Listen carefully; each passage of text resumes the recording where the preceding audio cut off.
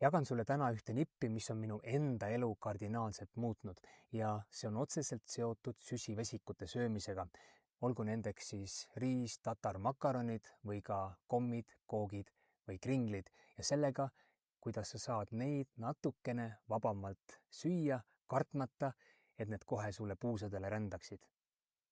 See nipp on otseselt seotud ka sinu veresuhkru tasemega kui ka insuliiniga ja insuliin on siis see hormoon, kui seda sinu veres ringleb liiga palju, siis on kehal üliraske kasutada sinu keharasvavarusid energia eesmärgil.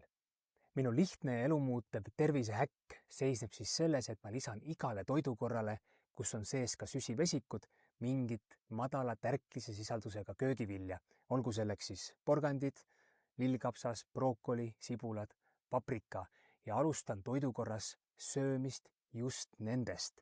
See aitab sinu makku tekitada ette sellise nähtamatu sõela, mistõttu need hiljem söödud süsivesikud ei pääse nii palju kurja tegema.